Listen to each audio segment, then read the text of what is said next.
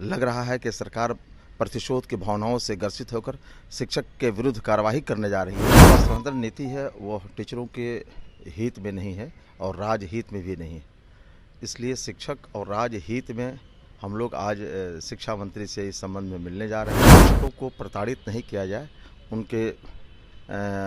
उनके मानसिक प्रताड़ना से उनको छुटकारा दिलाया जाए। स्थानांतरण का मतलब ये नहीं हुआ कि किसी के घोंसले को 1 मिनटों के अंदर में हम उजाड़ दें। शिक्षकों को जो जहाँ सक्षमता पास किया है, सक्षमता इसलिए पास किया कि उसको 10 अनुमंडल का ऑप्शन देगा।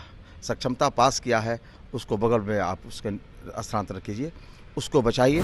देखिए, स्थानांतरण पॉलिसी को लेकर शिक्षा मंत्री से समय मिला है तमाम अनेक जनप्रतिनिधियों को जो कि शिक्षक निर्वाचन क्षेत्र से आते हैं। ऐसे में खुद अफाक अहमद खान आज शिक्षा मंत्री से मुलाकात करेंगे और स्थानांतरण नीति को देखते हुए बदलाव की मांगे करेंगे। ऐसे में खुद अफाक अहमद खान है, जुड़ेंगे, बात करेंगे हमारे साथ। अफाक जी, क्या कहेंगे स्थानांतरण नीति को लेकर? आज मिलने जा रहे हैं शिक्षा मंत्री से। देखिए, जो स्थानांतरण नीति है वो टीचरों के हित में नहीं है और राज्य हित में भी नहीं है। इसलिए शिक्षक और राज्य हित में हम लोग आज शिक्षा मंत्री से इस संबंध में मिलने जा रहे हैं और उनसे निवेदन और गुजारिश करने जा रहे हैं कि शिक्षकों को प्रताड़ित नहीं किया जाए, उनके मानसिक प्रताड़ना से उनको छुटकारा दिलाया जाए और जो तरीका है उस तरीके से उन लोगों को स्थानांतरण किया जाए। स्थानांतरण का मतलब ये नहीं हुआ कि किसी के घोंसले को 1 मिनटों के अंदर में हम उजाड़ दें और उसको बर्बाद कर दें। लग रहा है कि सरकार प्रतिशोध की भावनाओं से ग्रसित होकर शिक्षक के विरुद्ध कार्रवाई करने जा रही है। यह स्थानांतरण नहीं है, उसको पनिशमेंट देने जा रही है। इसलिए हम लोग जाकर निवेदन करेंगे कि आप इसमें बदलाव कीजिए और उन शिक्षकों को जो जहां सक्षमता पास किया है, सक्षमता इसलिए पास किया कि उसको 10 अनुमंडल का ऑप्शन देगा। सक्षमता पास किया है, उसको बगल में आप उसके स्थानांतरण कीजिए, उसको बचाइए और जब बचेगा वो तभी आपका शिक्षा व्यवस्था भी बचेगा। नहीं तो आपका शिक्षा व्यवस्था जो तार हुआ है, आपके नीतियों से हुआ है, आपके गलत सिद्धांतों से हुआ है। शिक्षकों को इतना भागों में आपने बांट दिया है कि पूरा बिहार शिक्षा प्रणाली से त्रस्त है। और यह हिटलरशाही, तानाशाही जो सरकार का रवैया है, यह जनहित में नहीं है और शिक्षक हित में भी नहीं है और बिहार के विद्यार्थी, अभिभावक और राजहित में भी नहीं है। इसलिए कहाँ तक ये उचित है कि शिक्षक अगर आवेदन नहीं करते हैं तो शिक्षा विभाग अपने आप जो है उनका ट्रांसफ़र कर देगा? ये तो बिल्कुल नहीं है, बिल्कुल ऐसा अपने आप कैसे कर देगा बगैर आवेदन लिए हुए? ये क्या अराजकता की स्थिति है क्या? यहाँ माइट इज़ राइट है क्या? क्या शिक्षक नियमावली नहीं है क्या? शिक्षक का मतलब क्या होता है? उसका मूलभूत अधिकार पर आक्रमण कीजिएगा आप, उसके अधिकारों का अवलंबन कीजिएगा। संविधान सम्मत कार्रवाई आप करेंगे ना, नियम संगत कार्रवाई करना है आपको उठाकर लाकर रामगढ़ में भेज दीजिएगा, टीचर चला जाएगा, वो अपनी बात आपके सामने रखेगा नहीं। न्यायालय नहीं है, न्यायालय में नहीं जाएगा। आप कहिए कि न्यायालय में क्यों चला गया, तुम हमसे मांग क्यों रहा है? ये तो हो गया माइट इज़ राइट वाली बात, हिटलरशाही वाली बात। तो हिटलरशाही इस प्रदेश में नहीं चलने वाला है। यह धरती गांधी की धरती है, जेपी की धरती है, कर्पूरी ठाकुर की धरती है। इस धरती में लोकतंत्र को जिंदा रखना होगा, तभी ये लोग आगे बढ़ पाएंगे और नहीं तो सारी व्यवस्थाएं अस्त व्यस्त हो जाएंगी। सही रवैया आखिरकार कौन अपना रहा है? सरकार कर रही है, सरकार नहीं देख रहे हैं। शिक्षकों के प्रति सरकार का रवैया बिल्कुल हिटलरशाही है। शिक्षक आया आंदोलन में, उसके वेतन को काट दिया गया। शिक्षक अपनी बातों को रख रहा है, आप उसकी बात सुनने के लिए तैयार नहीं है।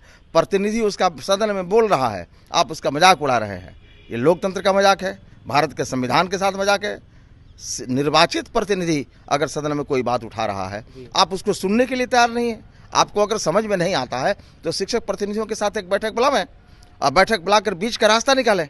सिद्धार्थ ने देखा जाए तो सोशल मीडिया पर आरोप मढ़ा है। बीते दिनों उनका बयान सामने निकल के आया स्थानांतरण नीति को देखते, जहां उन्होंने कहा कि सोशल मीडिया के द्वारा विवाद फैलाया जा रहा है। देखिए, सोशल मीडिया के द्वारा विवाद फैलाया नहीं, उन लोगों के द्वारा विवाद फैलाया जा रहा है। सोशल मीडिया नहीं होता तो ये लोग हत्या कर देता। सोशल मीडिया लोकतंत्र का एक बहुत मजबूत स्तंभ है। सोशल मीडिया के माध्यम से लोगों को जानकारी मिल रही है। आप अंदर आपको ये समझ में नहीं आया, आपने कहा कि हम अनुमंडल में टीचरों को लेके जाएंगे और फिर 10 अनुमंडल का आप ऑप्शन ले रहे हैं। जहाँ एक ही अनुमंडल है, एक ही जिला है, वो और एक ही अनुमंडल का जिला है, वहाँ टीचर कहाँ जाएगा? आपने इस पर गौर नहीं किया, इस पर आपने सोचा नहीं। अब मनमाने ढंग से आप एकदम तानाशाही रवैया को अपनाते हुए शिक्षकों की हत्या करने के मूड में आप हैं। इसलिए सरकार से मैं अपील करना चाहता हूँ कि अभी समय है शिक्षा प्रणाली को बचाने के लिए और शिक्षकों के सम्मान में, उसके घोंसले को बचाने के लिए वो एक एक तिनका से अपना घोंसला बनाया है। मैं नहीं कहता हूं कि उसके घर पर रखिए, लेकिन आप उसको ये सुविधा दीजिए कि कम से कम वो घर वहां जाकर लौट कर आ जाए। अभी देखिए 5 बजे तक हमारा शिक्षक स्कूलों में रह रहा है, 5 बजे शाम हो जा रही है। लड़कियां हैं 70 किलोमीटर 80 किलोमीटर दूर से आ रही हैं, रात में 9 बजे पहुंच रही हैं घर पर। ये कौन सा शिक्षा व्यवस्था है कि उस राज्य का मुख्यमंत्री सदन के अंदर कहता है कि 10 से 4 चलेगा? ये कौन सा अफसर लोग हैं, ये कौन सी व्यवस्थाएं हैं कि आप 5 बजे तक टीचर को 8 बजे से लेकर 5 बजे तक मुआ रहे हैं, 8:30 से बुलाकर? बिल्कुल बिल्कुल। इससे क्या शिक्षा में गुणवत्ता आ जाएगा? नहीं आएगा। हम लोग भी 10 से 4 पढ़े हैं, मुख्यमंत्री भी 10 से 4 पढ़े हैं, और उसमें जो पढ़ाई होती थी वो पढ़ाई आज याद करने की ज़रूरत है।